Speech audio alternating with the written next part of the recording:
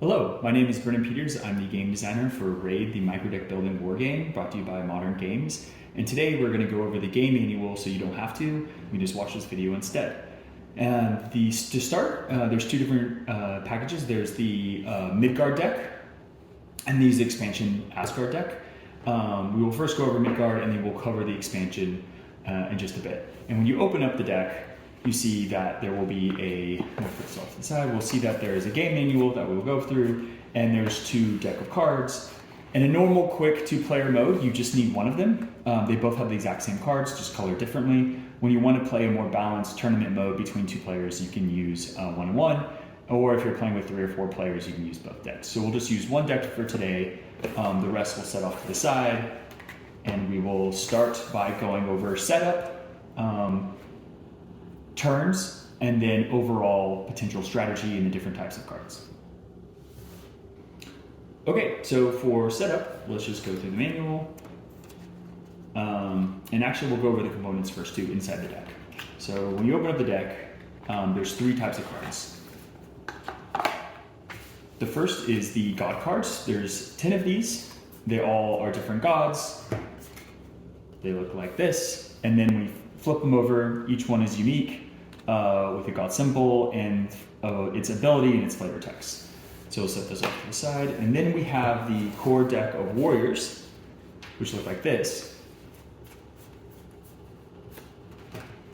And they look like this. So this berserker has its power. The higher the power, the stronger the warrior, some flavor text, and then the raid point damage, which we'll go over in a bit. In addition to that, you actually have what we call elite warriors, which I will find one real fast. So here you have a Valkyrie. It's elite warrior because of this icon, and it actually has an ability and is normally worth more raid points. So we'll set these off to the side. And then the final type of card that you get is a rune card. There's an equal amount of these to be split between players. So there's the Mimir, there's the Oarsmen, and a Ragnarok. And then so we'll split this up. And so normally setup is, the first thing you do is, like I just did, you'll split up the runes. So, clear this out. So one player will get a Ragnarok, one player will get a Mimir, and the player will get 2 Oarsmen's. Same with this side. Boom, boom, boom. And then the god cards, you randomly shuffle between the gods. So just give this a quick shuffle. And this is something that you will keep face down, so and don't show the other player, but you can look at it. So give the other player one, give myself one, and then just put these off to the side. And then for warriors, shuffle all the warriors. So I'll give this a quick shuffle. And then you're gonna give each player 6 cards to start. And that is their starting hand to begin the game. So we'll go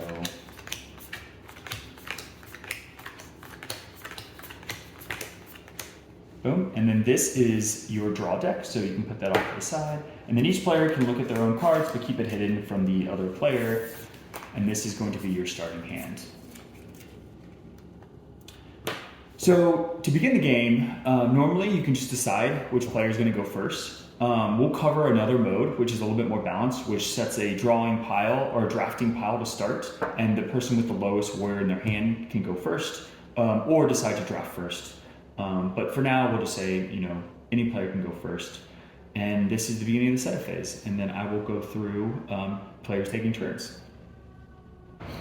Okay, so now that we've set up the game, the objective is to score and send the most warriors to the other player's village, raid their village. The more damage you do to them, the more likely you are to win. At the end of the game, whoever has the least amount of raid damage on their side or on their village wins the game. And so we're going to go over how to take turns, and I'm pretty much going to stick to the rulebook and just kind of follow it as is. So this, you can just follow me along if you want to, and we'll just go over everything. So we've set up everything, and again, we started with a deck of 6. So the first phase is called the draw phase. In the draw phase, you may draw up to 3 warriors to a maximum of 7 cards in your hand. It is possible to have more than 7 cards in your hand due to another game effect or ability, but in the draw phase, you may never draw so that you would end up with more than 7 cards. Your god card and your runes cards do not count towards your card hand. So we're going to draw that one card. Again, since we're at 6, we can't draw 3 because we max 7. So I have my 6 cards. You take the top of the deck and you draw that, and now I have 7 cards. And that's pretty much the draw phase. Pretty simple. An example would be if I had, if I didn't have these cards and I just had these 4 cards, I could actually draw up to 7. So that's, I'll do 1, 2, 3, and that's the max. But let's say I had 3 cards. I can only draw 3, which means I would be lower than the 7 card max because I can only draw 3 at a time. So I'd go 1, 2, 3, and now I'd just be left with a 6 card hand, and that's fine. So you have to be careful about how many warriors you put in play to make sure that you can always have a consistently full hand. And so now let's move to, I'm gonna put these cards back, give myself 1 card. We will move into the next phase, so that was the draw phase. We'll go to the build phase. So in the build phase, you may play any number of warriors from your hand to form longboats, and usually form longboats in front of each other. So I'll play my longboats here. Longboats are a set of 1 to 4 warriors. You can start a new longboat by playing a single warrior in front of you. If a longboat has less than 4 warriors, it is considered open. And also, you can add warriors from your hand to any open longboat. You cannot add warriors to a longboat that has 4 warriors because it is considered full. So that demonstration is, this would be an open longboat. In general, I can only have 3 longboats. So in this case, that's considered 3 open longboats, which means I can add other warriors onto those things. So I can do this, that's totally fine. But if I have 4 on a boat, I can't add any more warriors to that one. Also, again, if I have 3 longboats, I can't add a 4th longboat. You can only have 3 max at a time. So during your build phase, you will be building out the longboats to best suit your strategy and the cards that you have versus the longboats they have, which we will cover in a second.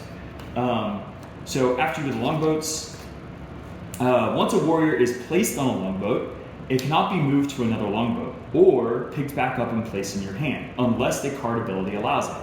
When warriors are killed, they go to Valhalla, the shared discard pile. So let's cover that. So if I have a small longboat like that, and I place another card here, I can't move this card to that card. Once a warrior's on the longboat, think about that, it's already out at sea, it's already battling, it can't switch boats.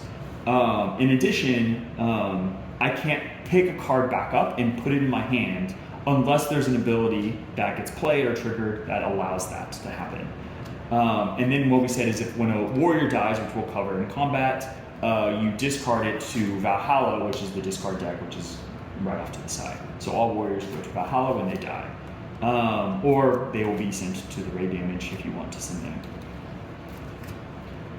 So, like I said, you can create more than 1 longboat per turn. However, you cannot have more than 3 longboats at a time, which I covered. Each warrior has a power value ranging from 10 the highest to 1 the lowest. Warriors on a longboat are always organized vertically from highest to lowest. The highest warrior is considered to be in the 1st position, the lowest warrior to be in the 4th position. When building longboats, the goal is to ensure they are powerful, but they can also attack. So, in this idea, the idea is that you always have to put your longboats in descending order. So that is fair, that works. But if I were to add, let's say this 10, I can't just add it here, I would have to place it on top of it. And that will ensure how we do combat, how everything plays out. And so we'll now talk about, in the next phase, after building, we're going to talk about attacking. And how to construct specific longboats to do specific things. Okay, now that we've covered the first 2 phases of drawing cards and building longboats, we will now talk about how to attack.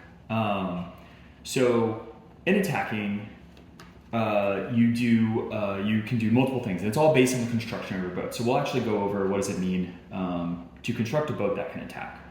So in the attack phase, you may attack with any of your longboats that are able. A longboat is able to attack if one or more of the following is true.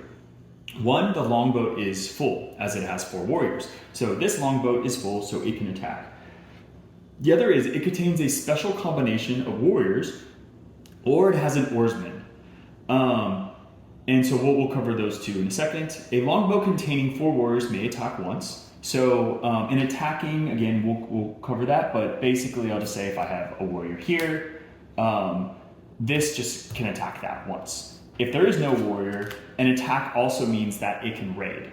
So the difference is the same, and you can't raid other than certain circumstances. As long as there are boats here, you have to attack the other player's longboats before you can raid. So, however, longboat may be able to attack sometimes more than once based on the combinations. So let's go over different combinations. So the first combination is called double. That is 2 warriors of the same name, like a Husklar, a Valkyrie, Berserker, whichever.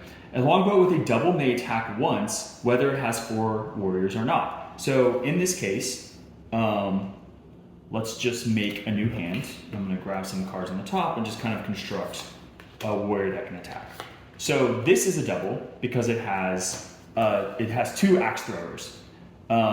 So again, it's not 4 warriors, but it can attack. So this guy can either attack a longboat if there was one, or can send 1 warrior to raid damage if it can.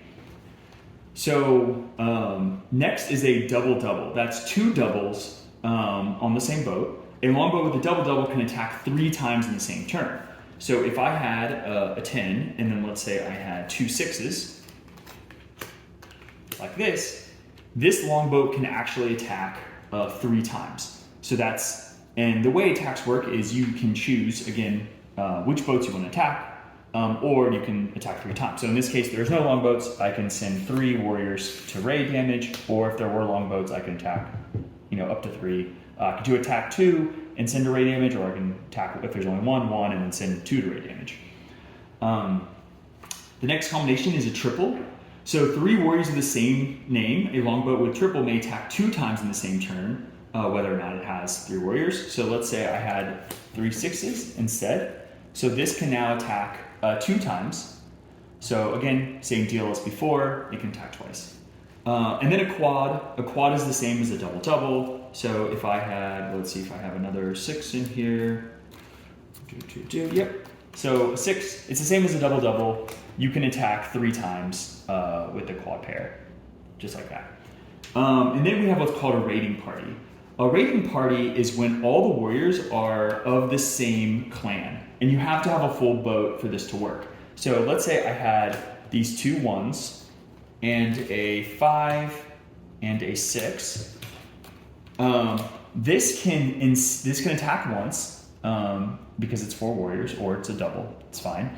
And this thing is allowed to skip.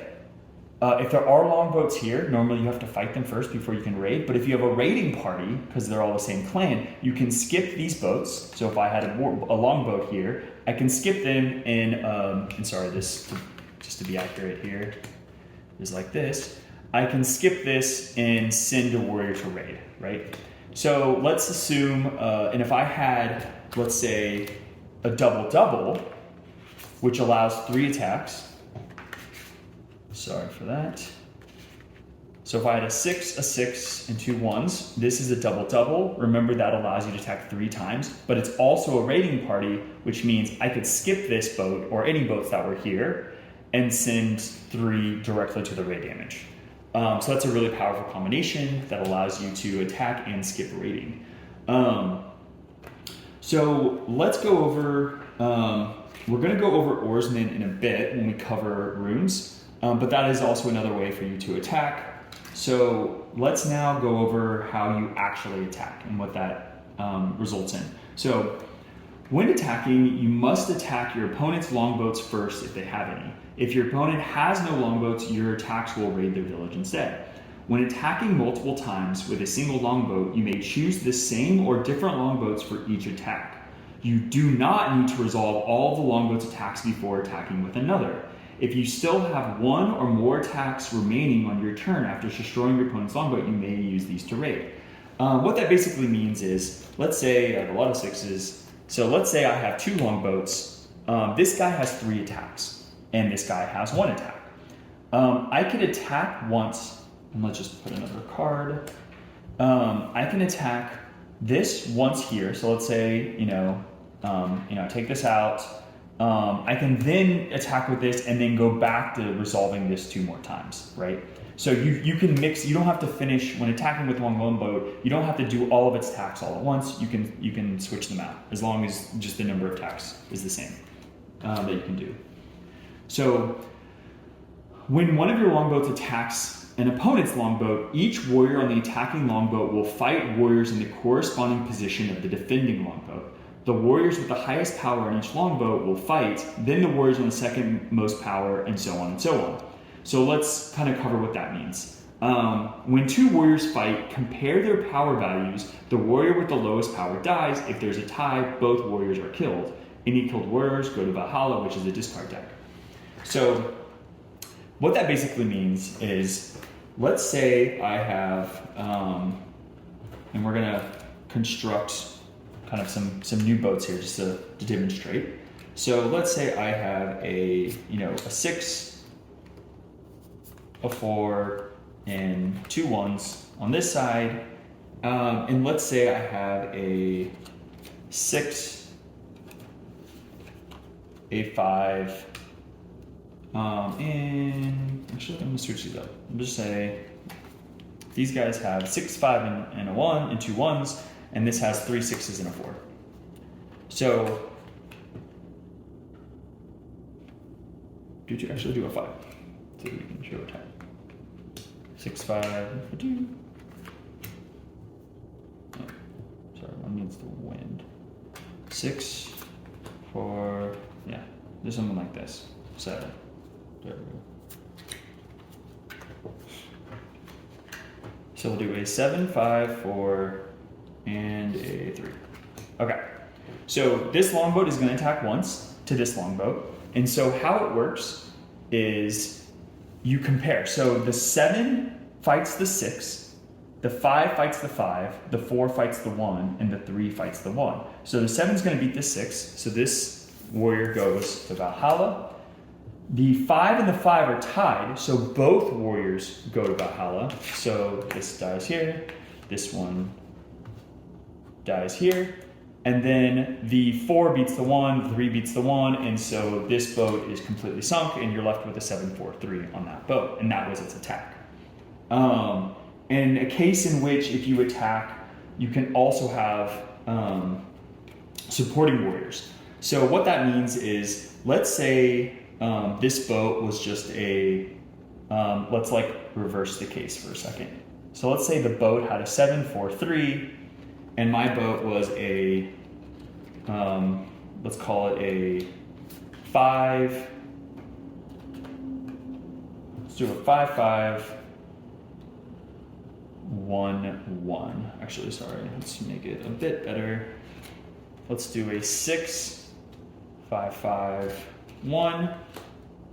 So in this case, we have, actually, let's do a better card than that one. Do I have a better card? Okay, a 2. That's better. Okay. So in this case, this boat can attack. This boat only has 3. So supporting warriors are when you do the matchup. So this 6 will fight the 7. Normally this 6 will lose, right? But because there's one extra warrior that's not fighting, because this boat has 3 and this one has 4, the 2 can actually support any number of warriors here. So we're going to say that this 2 actually supports the 6. So now it's an 8 fighting a 7, which kills the 7. It's a 5 fighting the 4, which kills the 4. And the 5 fighting a 3, which kills the 3. And so this boat is left over because it has a supporting warrior. And that can happen for a number of warriors. So again, let's say that I just have, this 7, 4, 3. And let's say I just had, and let's say it actually was a 7, 4, and I had something like this. And this boat can attack because it has a double. And so this one fights, again, this 5 can support this 6, and then this 5 would beat this 4, and so this boat would die as well. So that's how you do supporting warriors. You can also have 2 boats attack 1 boat if they both can attack. So we'll talk about that. So basically, only when attacking two longboats with the ability, so only when attacking two longboats with the ability to attack can join together to attack an opponent's single longboat. The power of the warriors in the same position that each longboat is added together. The two longboats do not gain any additional attacks earned from either longboat's combination. Three longboats cannot attack together, so it's only doubles. So in this case, let's say this guy had a pretty difficult boat. So let's say this player's boat was a 10-10-7-4, right, which is pretty strong. And let's say this is a 6-6-5-2. And let's say I had another boat, which was a 8-6, let's call it 3, and we'll call it, let's do 8-6-6-3. So individually, this boat would lose to this boat, right? The 10 will beat the 6, this 10 will beat the 5, the 7 beats the 5, and the 4 beats the 2. So this boat would die. In this case also, it would lose, right? The 10 beats the 8, the 10 beats the 6, the 7 beats the 6, and the 4 beats the 3. But together, they both can attack, so they will both combine to attack this one together, and that means the 6 and the 8 beat the 10, the 5 and the 6 beat the 10, the 5 and the 6 beat the 7, and the 2 and the 3 beat the 4. So together, since they both can attack, this would destroy this boat, and you're good. And that's how you have two longboats attacking together. And the same thing can happen if you have a support. So let's say you can do both together. So let's say this boat is strong and only has a 10-10-7. That means both of these warriors can support the other, right? Because again, if I were to try to fight this alone, this 2 still can't support enough to like absolutely beat this, right? It could tie some damage, but it couldn't actually beat it. Same thing with this 8. So together you could have, the 6 and the 8 fight, and then these 2 extra cards can just support wherever they need to go, which is how it works out. So that's the normal way of attacking, and then we'll go over raiding. So if your opponent has no longboats, so let's say I took this boat out. If your opponent has no longboats, your longboat's attacks can raid their village. When a longboat attack is used to raid, a warrior of your choice is removed from the attacking longboat and dealt to your opponent as raid damage. A warrior's rage damage value is found at the bottom of this card, here. Any damage dealt to you as raid damage will go into a separate pile called your raid damage pile. The number of warriors you can deal as damage from an attacking warrior is equal to the number of attacks that longboat possesses. These warriors are given to the opponent at the same time. So basically what that means is, let's say this opponent just didn't have any raid damage, and this can attack once, and this can attack once. All I do is take a warrior and just send it to him. So I'd say, that's my 1 attack, I send you my 3. This is my 1 attack, I send you the 2. And so now that opponent has 2 damage in raid, which puts me in the lead. I have 0. Same thing can happen if, let's say, let's give this guy another 6. So let's say there's 3 6s, which again, that allows it to attack twice. And let's say it has a 2. This thing can attack twice, so I can send 2 warriors to raid damage just like that. Pretty simple to raid. And then ending the game. So after, and that's kind of, so basically those are the 3 phases. You draw, you build your longboats, and then you use all your attacks. And you just keep going back and forth. However, when players will keep taking their turns until the warrior deck is empty. The player who drew the last card will finish their turn, and then their opponent gets 1 more turn. So if this player drew the last card and there was no more, then I would still get 1 more turn. They would get their turn, I get 1 more turn. So that's how the end of the game works. And then after the last turn happens, all the cards have been played.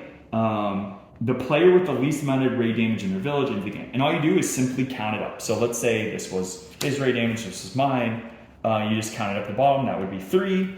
And that player, let's say that is 4. So this player would win the game because I have 3 raid damage, they just have 4. And that's pretty much the basic rules for the game. And then we'll go over the runes, the god, and the elite warrior abilities next. Okay, so now we're going to go over the special ability cards. So to start, we're going to go over the Elite Warriors. So Elite Warriors are powerful warrior cards marked with a special symbol with a special ability. They're still considered warriors for any purpose of any game effects or abilities, except when you add an Elite Warrior to your Longboat, their ability is activated immediately. So what that means is, so let's say I had a boat of 6,555. I'm just going to assume this person has, a boat like this. As an example, by playing a warrior onto this boat, so the first one is Norn. So Norns allow you to draw an additional card during your turn. So I play this Norn right here, and when I put it on a boat, I activate its ability. So I can draw a card immediately into my hand. And then a Valkyrie, so that's basically an Elite Warrior. A Valkyrie is, let's say I play a Valkyrie on a new boat. So the same thing, you can add a warrior to a boat and activate its ability, or an Elite Warrior. You can also start a new boat with an Elite Warrior, not a problem. So an a Valkyrie allows you to kill a warrior on one of your opponent's longboats. So I can just pick one and say, okay, I'm gonna kill, like one of these 6s. So let's say I kill that 6, and I'm totally fine there. And then you have a Jarl. So Jarls allow you to move a non-combined warrior from an opponent's longboat to one of yours. You can start a new longboat with that warrior. A non-combined warrior is a warrior that is not part of a double, triple, or quad on a player's longboat. So what that means is if I play this Jarl, so let's say I played him here, I can't actually take one of these 6s because they're combined. I can take the 2 and move it to one of my longboats or start a new longboat with it, but I can't take one of the 6s. A lot of good use case for that is, let's say this player has a Norn. I probably want to steal that Norn. So when you actually also steal one of these cards, you don't activate its ability because it's not coming from your hand. So if I steal a Norn, I don't actually activate its ability. I just get to add it to either one of my boats or start a new boat with it. And just to review, going back to combined cards, Elite Warriors it's not about the power that's combined. Again, it's about the name and the type. So if I had, if this other player had, let's say let's say a Valkyrie and a Norn, or a Norn and a Jarl on their boat, like this, those aren't combined. So I could play Jarl, let's do a Valkyrie and a Norn. If I played a Jarl, I could take one of these because they're not combined, because it's not about power, it's about type. So I can take one of these cards and put it on my boat. So those are the Elite Warrior abilities. And then the other one is Runes. So Runes are one-time use cards that players receive at the start of the game. So Oarsmen. So we'll talk about Oarsmen first. You have 2 Oarsmen to start. Oarsmen are runes that are treated as warriors and may be played onto your longboats during the build phase. Oarsmen have a power of 0, so you can see here it has 0, no power, and may be considered either clan's card. So this is considered either the blue or the copper clan. So that means you can, for the purposes of a raiding party. When on a longboat, oarsmen allow that longboat to attack once more than usual. This means a longboat that couldn't normally attack can now attack once, even if it has fewer than 4 warriors. So in this case, this boat can attack because it's just, it's less than 4 and they're not combined. So if I added an oarsman here during my build phase, now this boat can attack once, and that's totally fine. If you also add it to a boat, so if the longboat could normally attack once, like it has a double, like this one, 655, that can attack once, it can now attack 2 times. So if I put this on here, normally, if this was a normal, I can only attack once, but now I can attack twice because I have 2 5s and an oarsman. And same thing, if I have, let's say, let's take this 6 and take one of these 6s and make a boat of 3 6s, this can normally attack 2 times, but if I put an oarsman on it, it can now attack 3 times, right? So that totally works out. And in the same case, let's say, let's get that other, well, this doesn't matter, but let's just take a 5. So 5 and one of these 6s. So we'll talk about raiding party as well. So again, if I have a boat that has, these 2 6s and a 5, by putting an Oarsman on it, I can now do a raiding party because they're all the same clan. And this thing normally would be able to attack once, but now it can attack twice. So I can actually send 2 warriors to the raiding party using the Oarsman.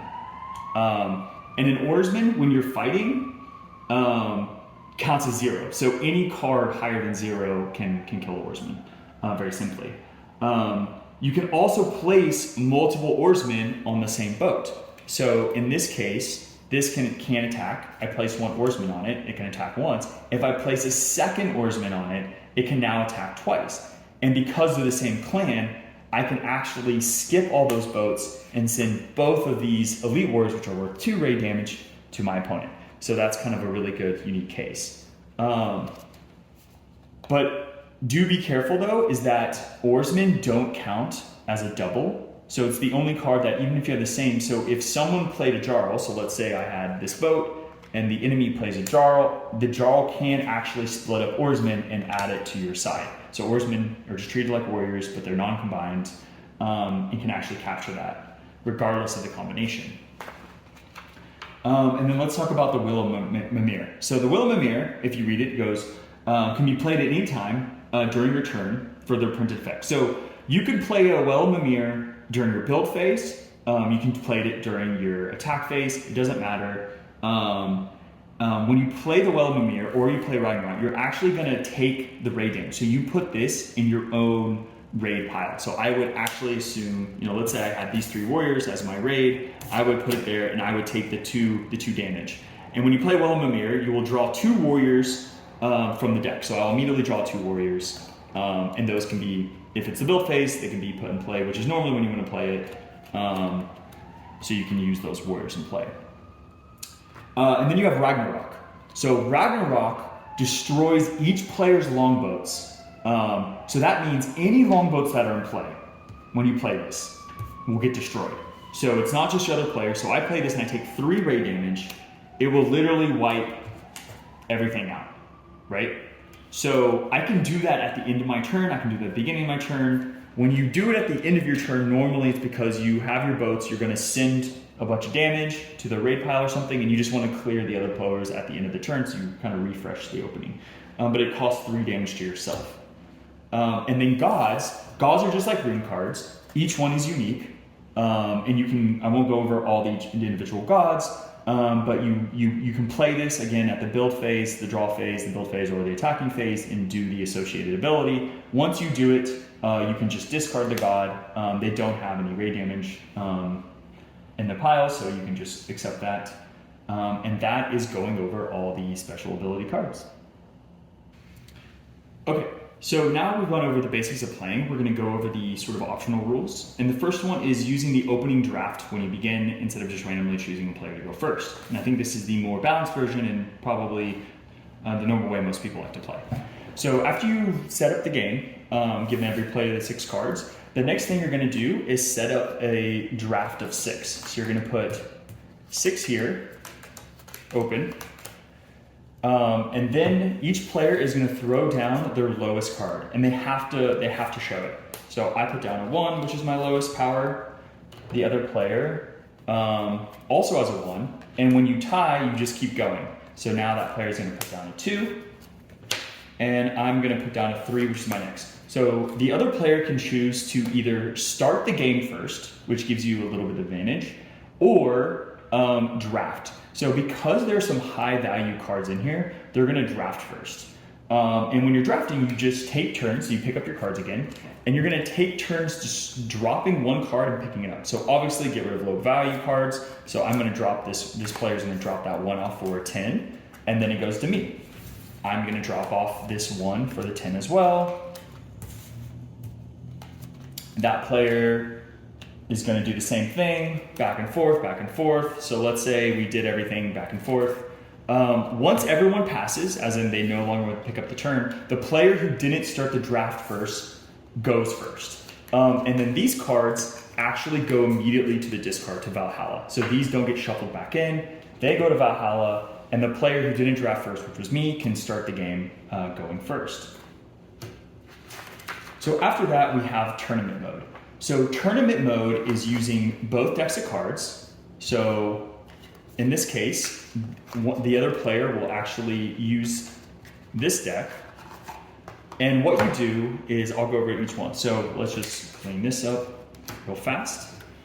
In this case, each player is going to be able to play with all of the runes. So that means each player has their own deck, will have 4 Oarsmen, 2 Well of Mimirs, and 2 Ragnaroks. So this deck would be shuffled and delivered the same way. And then in terms of God cards, the way you can play it is up to sort of what you, how you guys want to do it. So you can either have a more strategic competitive mode where you can pick, each player can pick 3 gods, or can randomly, 5 gods, or you can randomly basically give out the 5 gods. So that means, like, I can just be like, okay, let's make it random, give 5 gods. And the other player can get, from their deck, get 5 gods, or you can actually choose the 5 gods that you play with. In addition to that, you are going to always draw from your deck. So I'll have a draw deck. Again, I'll give 6 cards to myself, give 6 cards here. We will then play, the lowest card goes first, just like we did before, but there is no draft phase anymore. So there's no drafting, you just play the lowest card. And the game ends triggered when either player draws their last card. So if I finish and I draw my last card, I have my turn and they have their turn as well. So you could still be left with cards in the other player's deck because you didn't efficiently draw, and that's okay. You solved it in the game. And normally I like to play best 2 out of 3, but when you play best 2 out of 3, you don't relieve, you don't fix these. So whatever Oarsmen, runes, or gods that were played in the previous games can't be reused. So you don't reshuffle, you just mix the warriors back up and you play again. And that gives you a more competitive feel for the game, much more balanced and fair. In addition, you can do a 3 to 4 player game. In a 3 or 4 player game, each player is dealt 6 warrior cards just like before. And then you get, and you're going to use both of these decks. So you'll something that you can actually mix both decks together. You'll spread out, so each person will get the sort of normal 2 Oarsmen, 1 Well, 1 Ragnarok for all players, 3 or 4. If you have just 3, you can put the other ones off to the side. And in this variant, you can only attack the player to your left. So this would be something where I can only attack the player to my left, this player can only attack that player can only attack that player, and you kind of go in that cycle. So you have to worry about defending from one player, but you're attacking another. And when you play a Ragnarok, you're going to be clearing everyone's cards. So any Ragnarok in play will actually clear all longboats, and that's additional. But also any elite warrior card abilities like runes card abilities like gods or runes can be played to anybody. So you don't have to just attack to the left. You can only attack your longbows to the left, but you can attack anybody.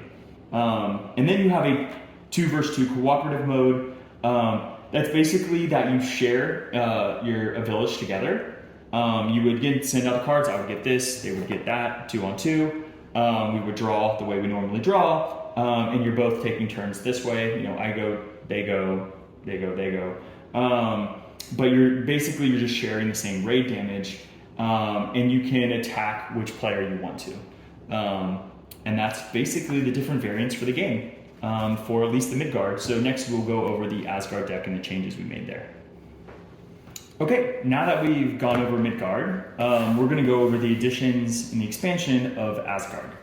So in Asgard, and we'll follow the rulebook, you get a couple new cards, and plus you get the Fate dice, which is a really more fun way to play 3 and 4 players, and it's a really cool dice.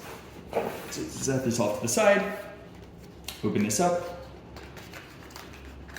and again, the same cards, except now we have a couple new cards.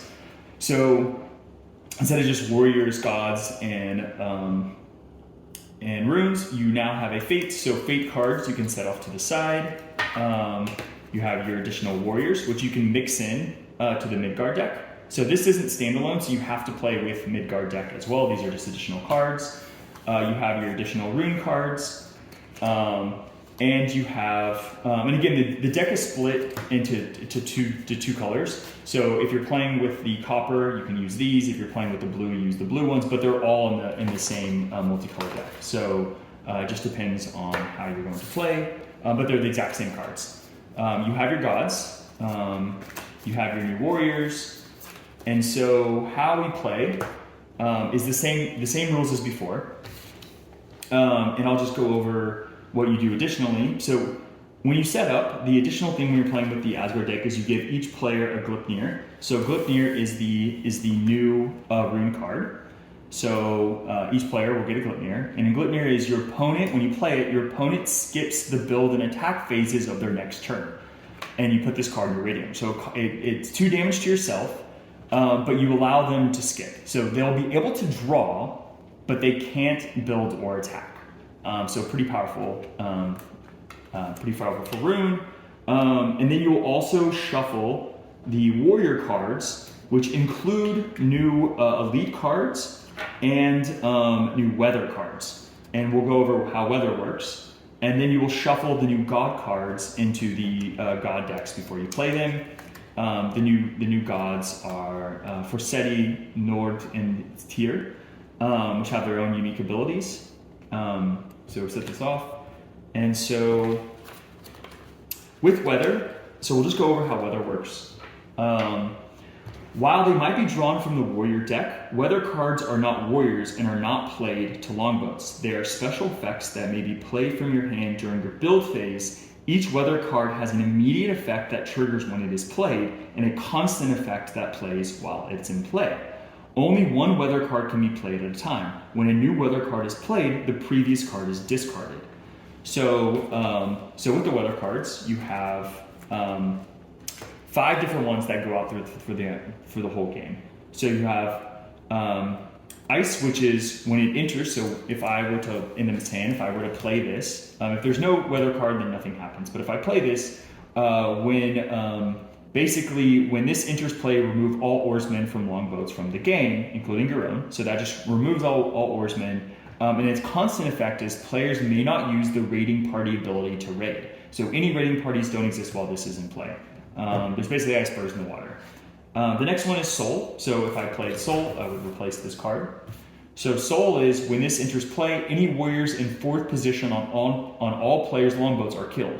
So basically, any longboats with 4 warriors, the 4th one is always killed. Players cannot add a 4th warrior to all longboats. So basically, you cannot play with a full longboat anymore. The sun is hot. You have dehydrated warriors. When I play Idgar, so this is when you play it. When this enters play, destroy all longboats containing only 1 warrior. That warrior goes to Valhalla. So it's a big tidal wave, and it just washes out those one-player longboats. And then while it's in play, all longboats may now attack, even if they normally could not. So this means now longboats that don't have 4 warriors or don't have combinations can now attack regardless. And then there is Strymir. When this enters plays, shuffle all longboats into the warrior deck. The oarsmen return to their owner. So it's kind of like a Ragnarok where it removes all longboats, but the longboats don't go into Valhalla, they go into the warrior deck themselves. And oarsmen that are on play will go back to the original owners. And then while it's in play, the number of attacks granted by combinations in oarsmen is reduced by 1. So that means you can't get quads or triples, and doubles just go back to singles. In addition to this, and then you have the last one, which is when it enters play, place the previous weather card into your hand instead of discarding it. So let's say this was in play. If I use this one, I can actually pick it back up, and this one's in play. And then later in the game, I can play this and it will remove this. And then once you've sort of played in the last warrior, once you play all these weather cards, this one will stay throughout the entire game. So being able to time when to use the clear is pretty important. And so that's how weather cards happen. In addition, when you're playing 2-player variant, and you use the other deck colors weather cards, you basically swap them all out. So you'll have, instead of just 5, you'll have 10 weather cards that can be in play.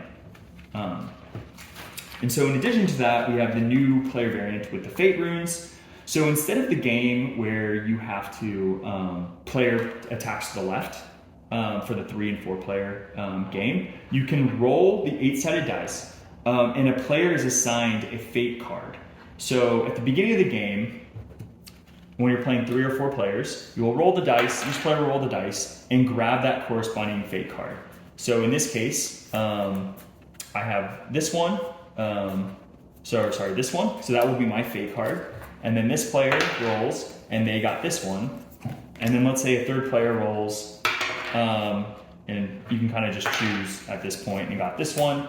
So now, before you attack, you have to roll to see which player you're going to fight. So at the start of your turn, you roll the fate die, and so that fate die goes to me. So what that means is if you roll your own fate rune, or one that is unassigned, so if I rolled my own, which I just did, or this one, I can attack any player. But if I roll, let's say someone else's, like this one, which is this player, I have to attack this player and focus on this player. Again, I can still use rune cards and I can still use abilities to anybody, but I have to send attack their longboats or raid their village. And that's how the new fate die works. The special elite warriors for Asgard. So let's do that. So we have 3 new types. So we have Falskrim. So Falskrim is this guy. He has 11 power, so a new power in the game. And when you play this, is while this warrior is on a longboat, opponents cannot attack your other longboats or raid your village. So think of this as kind of like a tank, right? Like you have to take this out first. So as long as this is still on a longboat, your opponent has to attack that longboat and cannot raid even with a raiding village. They must defeat this first. The other one is the Golvigs.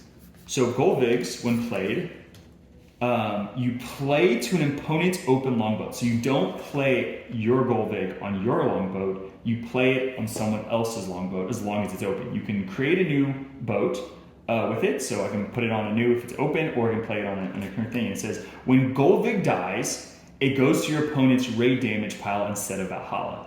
So think of it as like sort of a curse to the other player's boat. So if I put this Golvig on my other player's boat, and then I kill that warrior, I kill my own Golvig, it would go to their raid damage instead of Valhalla. And then the third one is playing Sleipnir. So Sleipnir is when playing Sleipnir, choose a warrior in one of your longboats and replace that warrior with Sleipnir. So and return it to your hand. So the idea is that let's say I had an elite warrior like a Valkyrie. I could play this and pick up the Valkyrie, and now I have another Valkyrie to play down, and allows you to cycle cards in and out of your boats, which is really fun. And that is the new elite warriors for the Asgard deck. So that is covering the game rules for both Midgard and Asgard. Thank you again for tuning in and checking the game out. Hopefully you guys enjoy yourself, and reach out if you have any questions. You can comment on the video or reach out to us directly through Modern Games, and we hope you guys enjoy yourself and have fun raiding each other's villages. Thank you very much.